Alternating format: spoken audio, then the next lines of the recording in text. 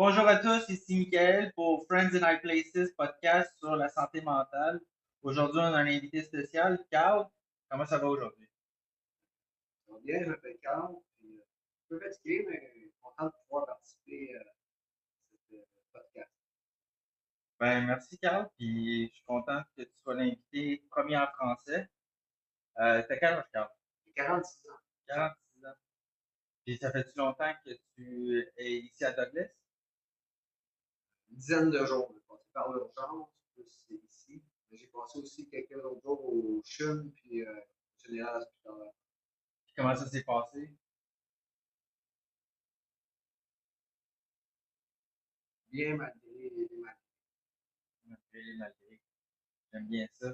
C'est euh, c'est sûr, c'est pas tout le temps facile le parcours de chemin qu'on fait dans la vie, mais c'est quoi ton diagnostic? Ils sont pas certains encore de la bonne étiquette. Ils hésitent entre bipolaire ou schizo-affectif. Je sais, en tout cas, ils m'ont donné une injection que je dois prendre une fois par mois. Et ils m'ont donné le Cyprexa comme médicament. Moi aussi, j'ai l'injection une fois par mois, là. Moi, c'est Vega Sustenna. C'est, ça aide pour les psychoses, puis moi, je suis schizophrène. Fait que des fois, j'hallucine, des fois, ils disent que j'hallucine, mais je sais qu'est-ce qui est réel, qu'est-ce qui l'est pas. Ça Puis, me ressemble. ouais, Ouais, ça me on aime ressemble. ça, le côté spirituel puis mystique, puis tout Ouais. ce qu'on Je voit, suis un c'est, homme spirituel, j'ai toujours eu la foi, je vais rester spirituel jusqu'à mon dernier souffle. moi aussi, moi aussi. Est-ce que tu entends des voix, des fois, ou Je peux pas dire que j'entends des voix, mais j'ai une voix intérieure. ta voix interne de Dieu, comme Ouais, il parle exactement. à travers ton intuition, À ton travers mon instinct? intuition, à travers mon instinct, j'entends pas une voix claire aux oreilles, là, mais j'entends la voix intérieure, celle qui a guidé mes pas jusqu'au bout. Moi, j'ai eu souvent des situations où que la voix, c'était comme des personnes de mémoire. Comme j'avais des bons souvenirs de quelqu'un spécifique, puis ça faisait des années que j'avais pas eu contact. Tout à coup, j'entends leur voix à travers le. Fait que, tu sais, moi, ça a vraiment changé.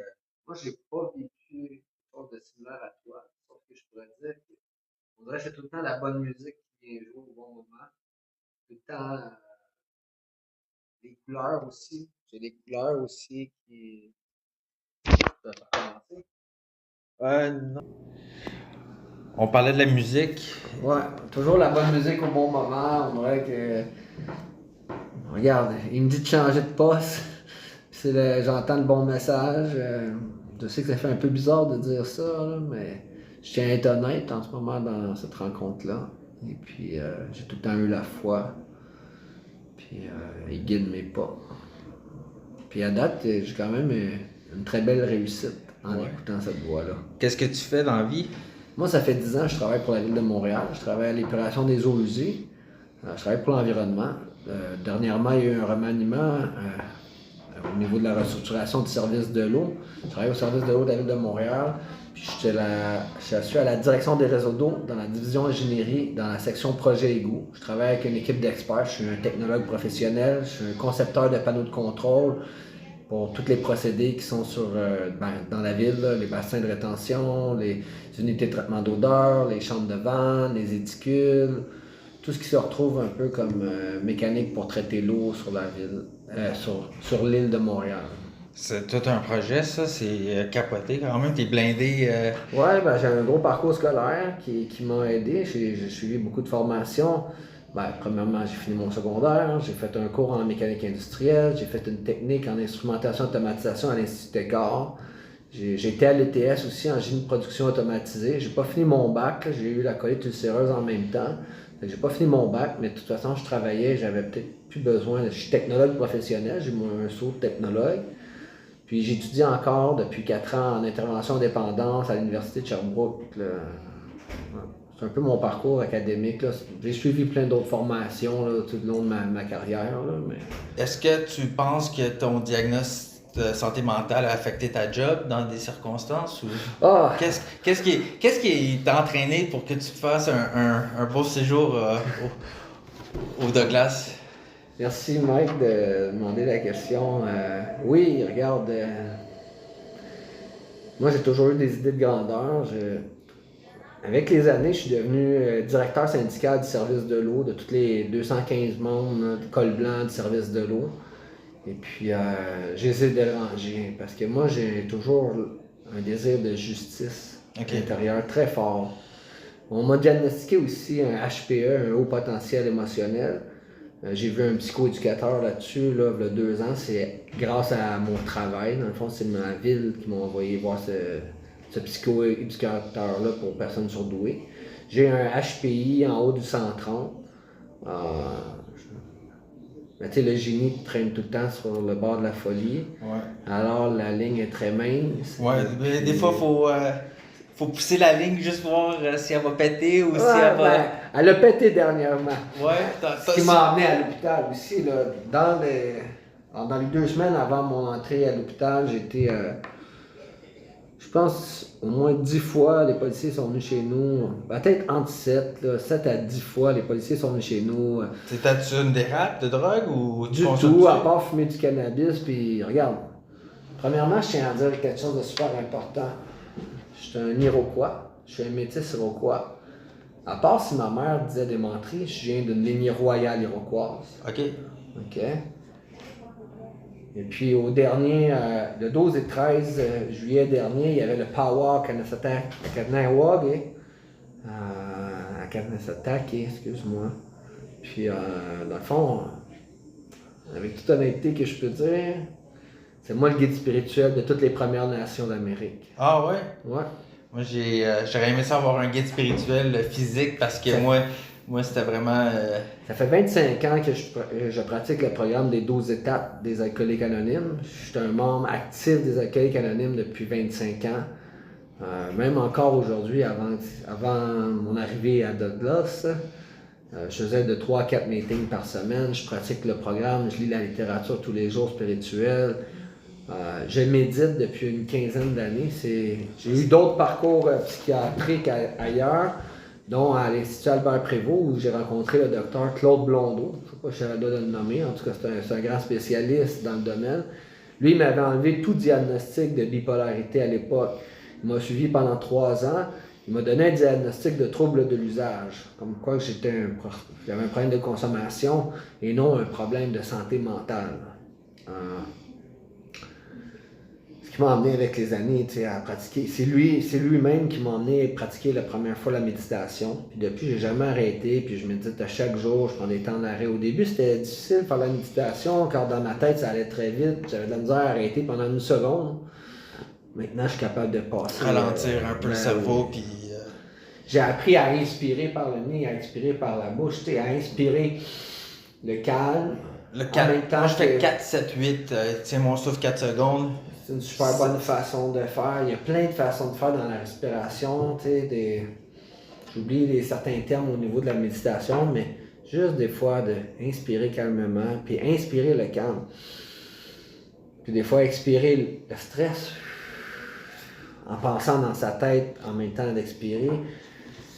Ça fonctionne, en tout cas, ça fonctionne pour moi. Moi, j'ai commencé à méditer, ça fait 2 ans à peu près. Puis, tu sais, j'ai quand même... moi, mon but ultime, c'était de faire de la lévitation. Je le souhaite. Puis, ça, je l'ai fait intentionnellement une couple de fois. Intentionnellement.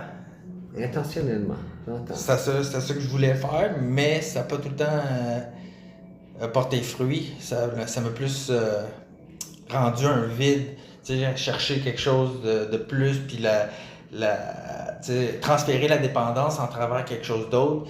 C'est la loi du transfert, puis moi j'ai tout le temps eu de la misère à la surexciter. C'est... J'aime ce que tu dis, Mike, c'est vraiment bien nommé. Regarde, en tant que pratiquement intervenant en dépendance, je vais l'être prochainement, j'ai 3/4 du cours de terminé du certificat. C'est de trouver l'équilibre. Des fois même trop de méditation, tu sais, il y en a... Trop de spiritueux, ça rend sourd. Trop de spirituel, ça rend fou. Fait qu'il faut une saine équilibre dans tout ça, dans toutes les sphères de vie, autant dans le sommeil, autant dans la nourriture, autant dans la méditation. Sinon, il faut rester les pieds sur terre. C'est pas toujours facile, mais moi, je réussis. Jusqu'à date, Mais tu penses pas que tu transfères ta dépendance en tous tes cours, en toutes les... regarde, Tu combles un vide pareil, là. Tu fais le le travail vide sur... intérieur peut être comblé que par une chose, par la spiritualité. Tu sais, regarde, le vide intérieur, là, la souffrance intérieure, tout ça, ce vide-là, ce manque-là, ce manque d'amour envers soi-même, que je pourrais dire, c'est que l'amour envers soi, des fois, qui va manquer, puis qu'on va vouloir fuir dans la consommation, dans le sport, dans la bouffe, Dans les femmes. dans les femmes, vas-y, mêlez, toute la liste est longue, là, tu sais. C'est la scène équilibre qu'il faut, tu sais. Puis il faut remplir le vide intérieur Moi, j'aime... par Dieu. Parce que t'as l'air vraiment d'un gars zen, Moi, je suis normal. quand même. Vraiment, à part quand tu fais tes push-ups là, à journée longue, là, moi j'aime bien ça parce que ça me rappelle de mind, body and soul. Tu sais, ton corps, faut que tu choisisses tes moments. Mon corps est un temple. Hein? Ouais. Puis, tu sais, ce que je perçois de toi, c'est, tu sais, au début, c'était comme, tu sais, l'entre-gens était là, t'es quelqu'un de bien, de vraiment bien, là, puis je suis content d'avoir cette rencontre-là avec toi. Est-ce qu'il y avait d'autres choses que tu voudrais ajouter? Ben, j'aimais ce que tu viens de dire là. Au début, quand j'ai eu un bon feeling sur toi, là, ça fait plusieurs jours que je te cite à l'hôpital Douglas.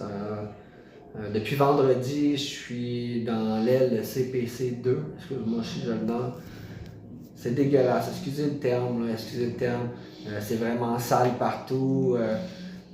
Il y a des voleurs qui rôdent. Il y a des rôdeurs. Il y a de la drogue aussi qui rôde. Il y a plein de choses qui rôdent. Le staff fait de son mieux, mais semble découragé. C'est un aile d'asile, là, tu sais, c'est... Je suis pas très fier de payer des taxes pour cet asile-là. Je suis aussi président d'une entreprise qui s'appelle Cap Domotisation Inc. Je fais des maisons intelligentes, des maisons vertes, puis je peux vous dire que très déçu de payer mes taxes puis de voir où ce que ça s'en va au niveau de la santé mentale. C'est tout ce que j'avais à vous dire. J'espère que vous avez aimé notre petit podcast. Merci Mike. Merci d'avoir pris le temps. Ça fait plaisir, vraiment. Quoi à dire, ça sera pour une autre fois. Ouais, vraiment, là. Merci bien gros, là, puis je te souhaite une très belle journée.